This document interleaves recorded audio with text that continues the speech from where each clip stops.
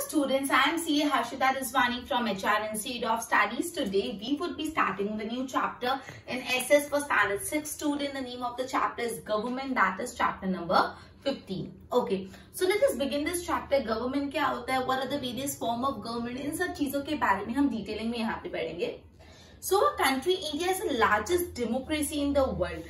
हमारी country India पूरे world की सबसे बड़ी डेमोक्रेसी है, ये हम सबको पता है, right? So we need to know this कि पूरे वर्ल्ड में जो सबसे बड़ी डेमोक्रेसी है वो इंडिया है. So that is the largest democracy. So India is the largest democracy of the world.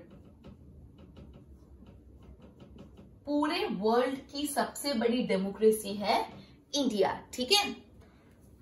Elders do the administration and management at the home. Similarly, administration of a country is done by government. जैसे हमारे घर में हमारे जो बड़े हैं वो घर का एडमिनिस्ट्रेशन करते हैं, घर का मैनेजमेंट करते हैं, उसी तरह हमारे कंट्री का मैनेजमेंट और एडमिनिस्ट्रेशन करते हैं गवर्नमेंट, ठीक है?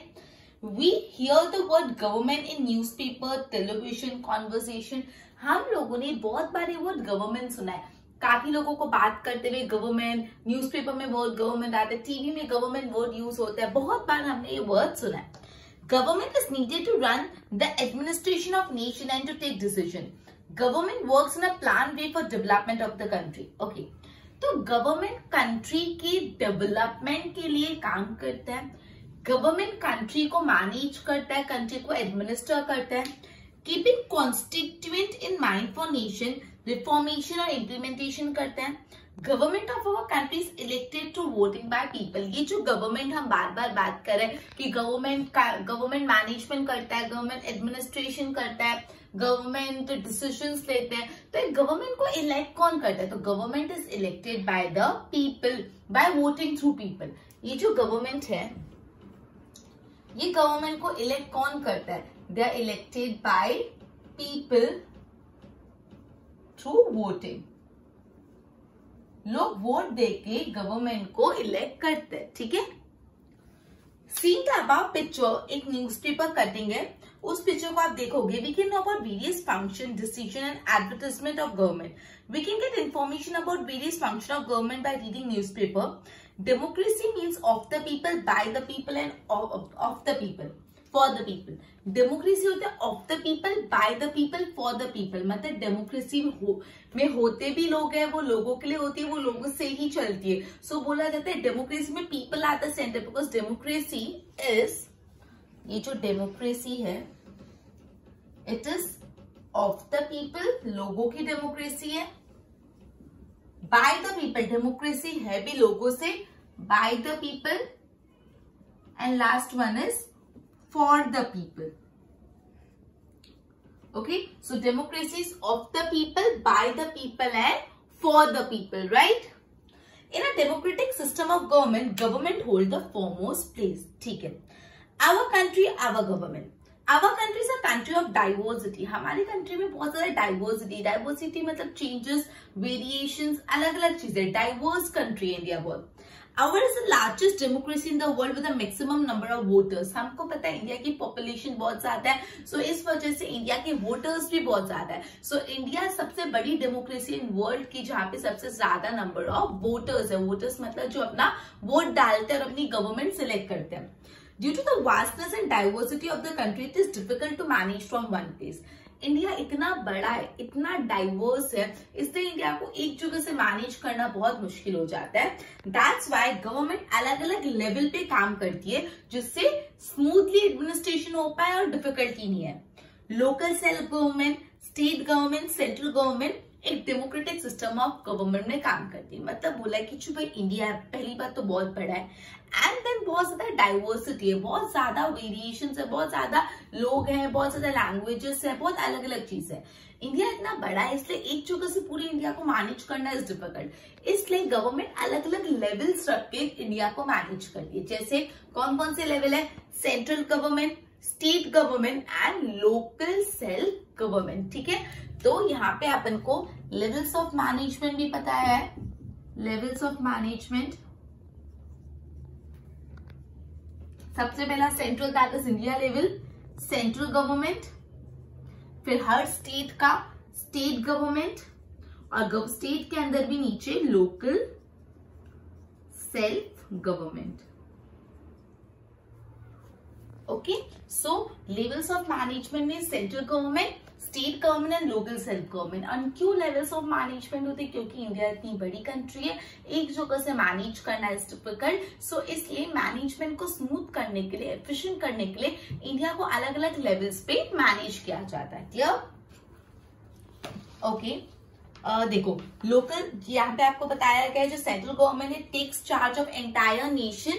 ये जो सेंट्रल गवर्नमेंट है takes charge of entire nation, मतलब पूरे कंट्री का चार्ज जिसके पास होता है सेंट्रल गवर्नमेंट के पास. स्टेट गवर्नमेंट का take charge of entire state, जिस स्टेट की वो गवर्नमेंट है उसका चार्ज देता है. Local self government charge of entire village या तो सिटी. ओके, कौन किस चीज के लिए चार्जेबल है, रिस्पॉन्सिबल है, वो भी बताया गया है. Government is necessary at various level. These way of government are very useful formation and implementation of rule. We have learnt about government and its various level. These level are useful for development and maintenance of law and order. हमने government क्या होता है, government के अलग अलग levels बहुत ही detail में पढ़े. Democratic system has adopted for in our country in context of government and governments. अब हम पढ़ने वाले टाइप ऑफ गवर्नमेंट. मतलब बेसिकली अभी तक हमने ये बात एक जानी कि इंडिया लार्जेस्ट डेमोक्रेसी है, गवर्नमेंट को लोग हम इलेक्ट करते हैं, government is of the people, by the people, for the people. और हमने ये पढ़ा गवर्नमेंट के अलग अलग लेवल. अब हम पढ़ने वाले हैं लेवल्स ऑफ गवर्नमेंट के बाद हम पढ़ने वाले हैं टाइप्स ऑफ गवर्नमेंट. ठीक है, so this was, I am sorry, not levels of management, it was levels of government. Government के 3 level, central, state and local. अब हम पढ़ने वाले टाइप्स ऑफ गवर्नमेंट जो है democratic government, communist government and monarchy. Okay, let's study. Next topic is type of government. Government किस किस type की होती है वो हम पढ़ेंगे. Okay, types of government. Okay, Our country is a democratic system of government. देखो सबसे पहले आपको ये बता दिया है कि 3 फॉर्म्स ऑफ गवर्नमेंट है, डेमोक्रेटिक, कम्युनिस्ट एंड मोनार्ची. और इंडिया कौन सा फॉलो करता है? डेमोक्रेटिक. ठीक है, तो हमारा कंट्री में डेमोक्रेटिक फॉर्म ऑफ गवर्नमेंट है. All the country of the world do not have democratic system. World में जितनी भी कंट्रीज है सबका डेमोक्रेटिक सिस्टम नहीं होता. सो हम पढ़ते हैं एक को. ठीक है, तो सबसे पहले डेमोक्रेटिक ही पढ़ते हैं. In the system of government, people elect their representative through voting. Democratic system of government ऐसा होता है जहां पे जो पीपल होते हैं, मतलब जो कंट्री में लोग रहते हैं, वो अपने लीडर्स को चुनते हैं वोटिंग करके. जैसे आपको पता है इलेक्शंस में हम वोट करते हैं और हमको जो लीडर चाहिए होता है उनको चुनते हैं देश चलाने के लिए. सो डेमोक्रेटिक फॉर्म ऑफ गवर्नमेंट में जो वोटर्स होते हैं, जो पीपल होते हैं, वो अपने लीडर्स चुनते हैं वोटिंग करके. The government is formed by winning candidate. और कौन गवर्नमेंट बनाता है? Winning candidate. जो जीतता है, जिसको ज्यादा वोट मिलते हैं, उसकी गवर्नमेंट बनती है. Government function keeping the public in the entire in the centre in the democracy. Democracy में गवर्नमेंट जो भी काम करेगी लोगों को मद्देनजर रखते हुए करेगी. डेमोक्रेसी में people should be at the centre because people ने ही उन लोगों को लीडर्स बनाया, right? So people are always at the centre. Local government, state government, central government are form through the election. ये जो लोकल गवर्नमेंट हमने बात की, सेंट्रल गवर्नमेंट, स्टेट गवर्नमेंट, वो कैसे बनते हैं? इलेक्शंस के थ्रू ही बनते हैं. In some country, chief minister or prime minister is elected by representative people in democracy. In our country, in some countries of the world, presidential democracy is seen. Okay, देखो अब democracy में भी 2 type के, presidential democracy and parliamentary democracy. Presidential democracy में जो president होता है उनका बहुत इंपॉर्टेंट रोल होता है, और जो पार्लियामेंट्री डेमोक्रेसी होती है उसमें प्राइम मिनिस्टर, चीफ मिनिस्टर और वो जो लोकसभा, राज्यसभा, इनका रोल होता है. सो इंडिया में पार्लियामेंट्री फॉर्म ऑफ गवर्नमेंट है. ओके, यूएसए में कौन सा है? Presidential form of democracy. तो ये बात ध्यान रखना, डेमोक्रेसी भी 2 टाइप की होती है, पार्लियामेंट्री फॉर्म है, प्रेसिडेंशियल फॉर्म. प्रेसिडेंशियल फॉर्म मतलब पूरा प्रेसिडेंट का रूल चलता है. समझ आई? इंडिया में कौन सा है? Parliamentary form of government. So parliamentary democracy. In the say for democracy that government is run by the people directly or indirectly through election. मतलब डेमोक्रेसी में ऐसा होता है ना, गवर्नमेंट को लोग ही चलाते हैं, डायरेक्टली या इनडायरेक्टली। मतलब ऑब्वियसली हम लोग वोट करते हैं और हमारे लीडर्स को चुनते हैं, तो इनडायरेक्टली हमारा ही रोल होता है ना कंट्री को चलाने के लिए। सो बोले डेमोक्रेसी में ऐसा ही होता है कि पूरी कंट्री को पीपल ही चलाते हैं, डायरेक्टली या तो indirectly. There is no alternative of democracy for protection and promotion of human rights. Thus, democratic government is very important for overall development of people. तो बोला है कि जब आपको पूरे people जो कंट्री में लोग हैं उनका डेवलपमेंट करना है, तो डेमोक्रेटिक फॉर्म ऑफ गवर्नमेंट बहुत ही ज्यादा जरूरी है। In a democratic government, people play a very important role. Government also work for the people. The tenure of elected government is for 5 years. जो भी आप गवर्नमेंट सिलेक्ट करो कितने साल के लिए होती है, 5 साल के लिए, ठीक है। सो हमने पढ़ा टाइप ऑफ गवर्नमेंट में सबसे पहला जो इंडिया में चलता है डेमोक्रेटिक गवर्नमेंट। डेमोक्रेटिक गवर्नमेंट का मेन पॉइंट यही है कि जो गवर्नमेंट होती है उनको लोग इलेक्शंस के थ्रू वोट करके सिलेक्ट करते हैं, ठीक है। और 2 टाइप की अपन ने डेमोक्रेटिक फॉर्म ऑफ गवर्नमेंट भी पढ़ा, parliamentary form and the other one was presidential form, ठीक है। सो टाइप ऑफ गवर्नमेंट में सबसे पहला अपन ने पढ़ा डेमोक्रेटिक